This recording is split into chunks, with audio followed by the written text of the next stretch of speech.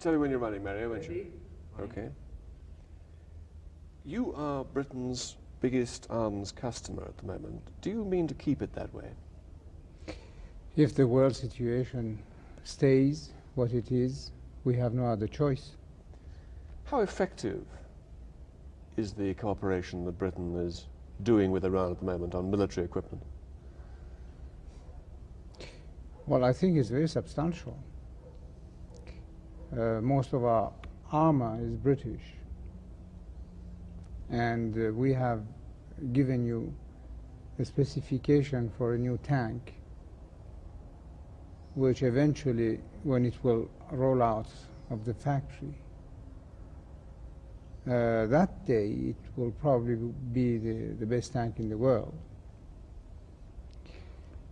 Why do we do it? Well, we just look around us and see how many tanks are in the hands of some people who one day could eventually be alien to us. Are you talking about the Russians? I said all around us. But even so, we in Britain face a very large build-up across the Iron Curtain in Europe of Soviet tanks facing us, and yet you will, when you have your full number of British tanks, outnumber the British Army itself by, in number of tanks, by 2 or 3 times. Isn't this over-insurance? Well, I could say maybe you don't have enough tanks. What? Just compare the tanks of the NATO countries in Europe with those of the Warsaw Pact. What do you think? We often wonder in Britain what the Russians are up to, why they have all these tanks. What do you think they're up to? Well, I can't speak about these things anyway, but I know one thing for sure, and that is throughout history. The military weakness of some countries has been always exploited by others. Do you see the West then as weak now?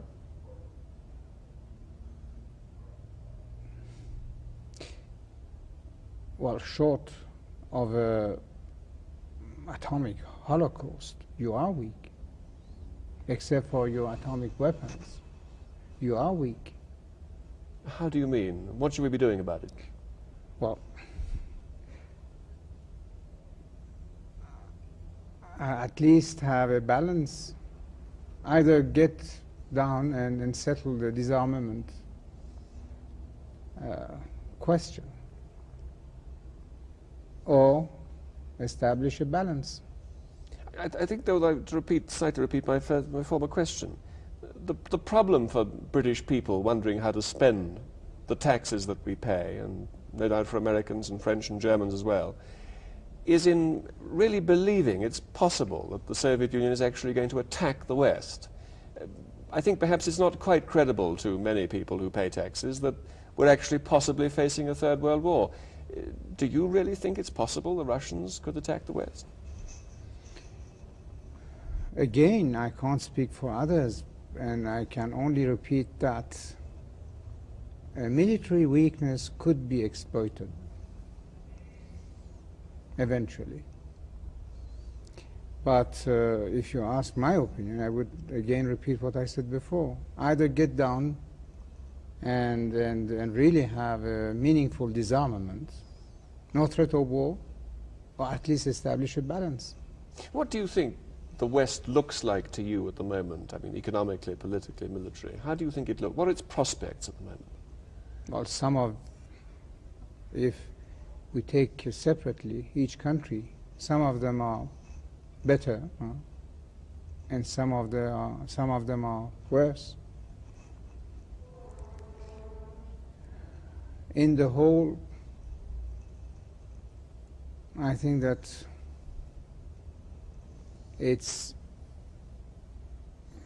some of the Western countries have not yet found their way for the future.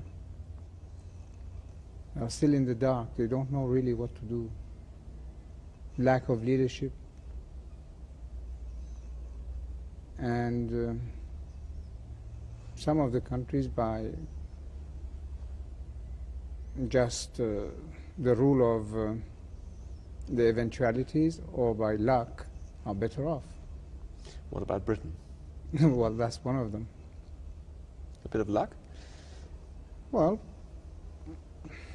patience, luck, that's the North Sea oil, obviously. Your prospects, at least for until the end of the century, is much better. If you just don't waste that money on higher wages, if you invest it in your industry, for instance, modernizing your industry, then you will be okay. When you last spoke to ITN, you made a point of making it clear that you thought the British people didn't really know how to work. Is that still your view? You know how to work. The question is that you do not work enough. Just imagine if everybody worked half an hour more per day. That would make all the difference. Effective work. But you know how to work. You have eventually the best skilled workers anywhere. What do you think is happening in Africa? What do you think Soviet intentions are? Do you think we should be worried about them or not? Again, it's the same question. When there is a vacuum, somebody is going to fill it. You in the West are just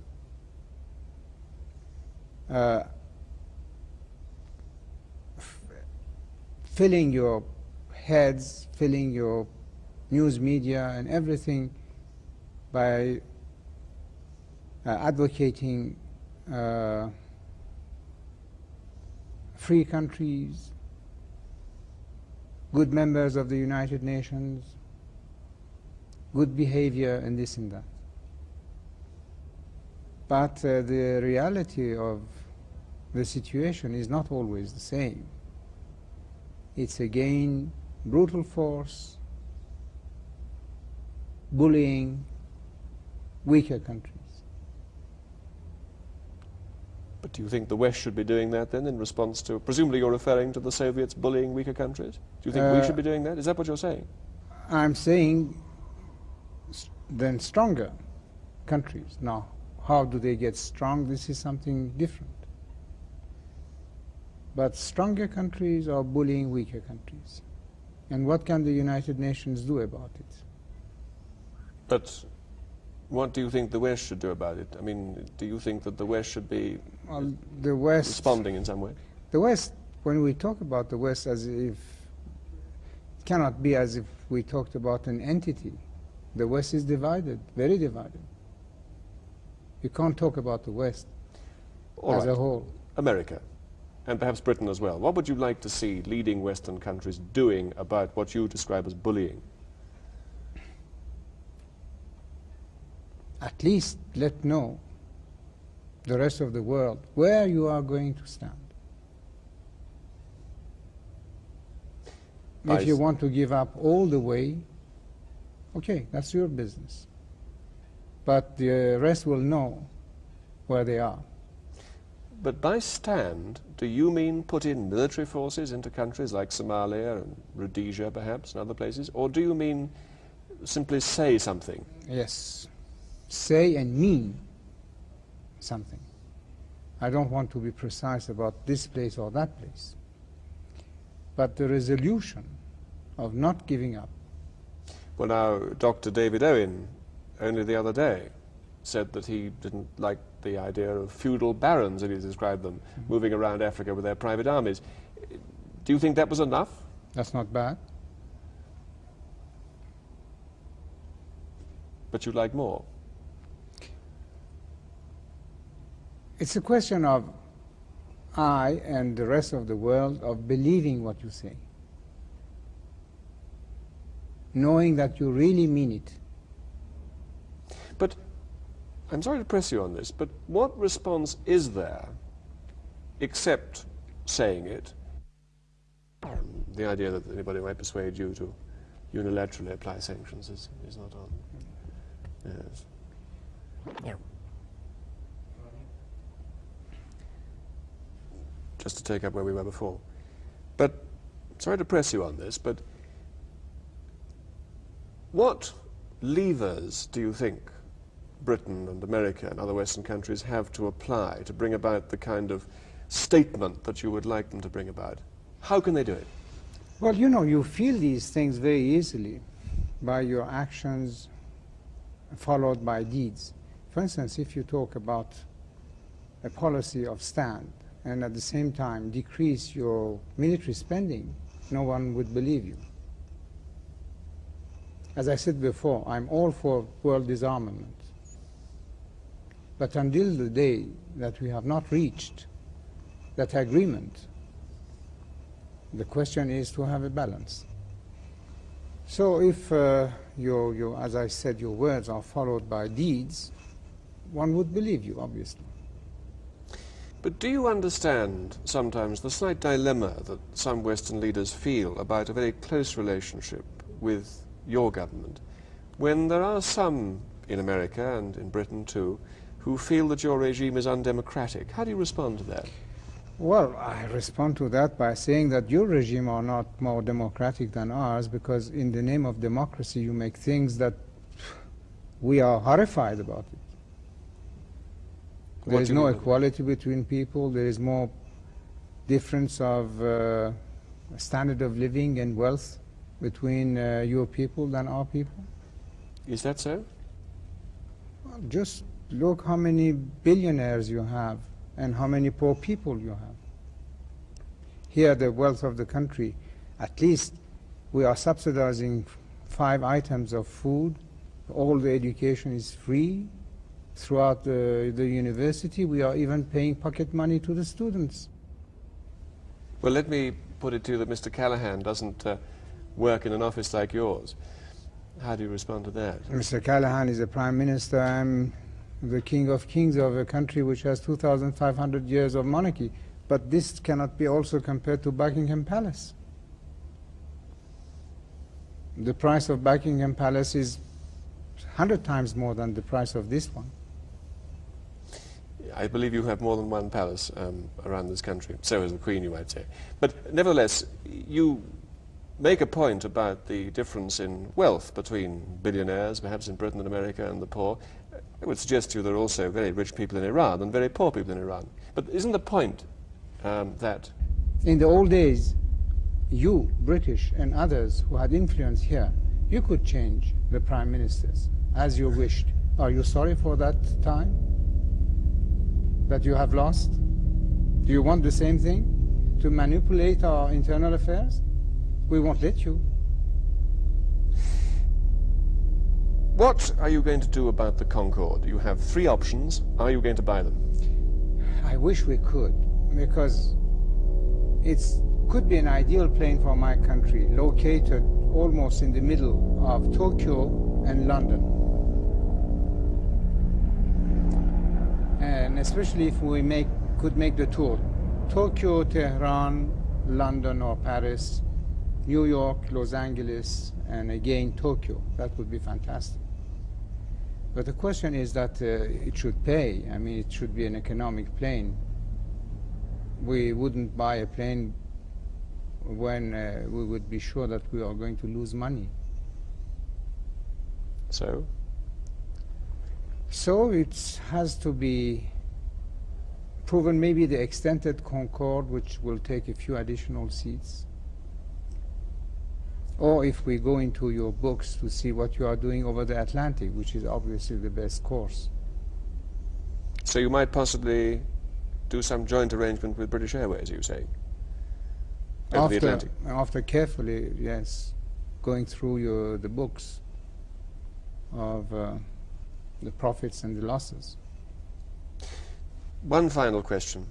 Incidentally, Mario, could you swing it round just as soon as you can? Your book, I'm ashamed to say. It's not yet published in English. It's not yet translated. It will. It has been written in Persian. The French translation is ready. It has got to be printed. And then will come the English translation.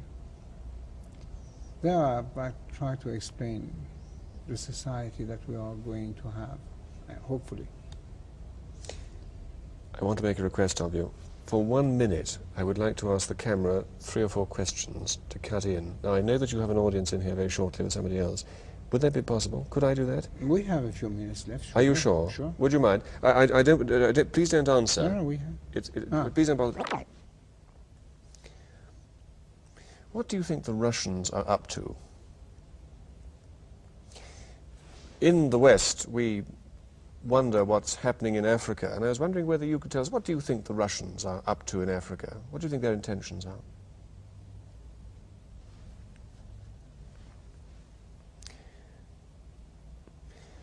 How far would you expect the West to come to Iran's help if there were a real threat from the Soviet Union?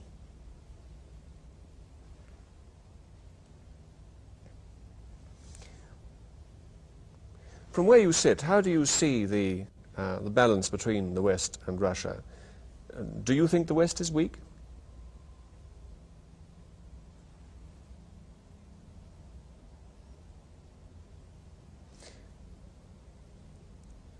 But just to press you on this a bit, when you would like the West to make it clear what its position is about Africa, what levers has the West got to bring to bear? How can the West respond? What would you like to see the West doing? Well, short of an atomic holocaust, you are weak. Except for your atomic weapons, you are weak. How do you mean? What should we be doing about it? Well, at least have a balance. Either get down and settle the disarmament question, or establish a balance. I think, though, slightly repeat my former question. Said all around us. But even so, we in Britain face a very large build-up across the Iron Curtain in Europe of Soviet tanks facing us, and yet you will, when you have your full number of British tanks, outnumber the British Army itself by number of tanks by 2 or 3 times. Isn't this over-insurance? Well, I could say maybe you don't have enough tanks. What? Just compare the tanks of the NATO countries in Europe with those of the Warsaw Pact. What do you think? We often wonder in Britain what the Russians are up to, why they have all these tanks. What do you think they're up to? Well, I can't speak about these things anyway, but I know one thing for sure, and that is throughout history. The military weakness of some countries has been always exploited by others. Do you see the West then as weak now?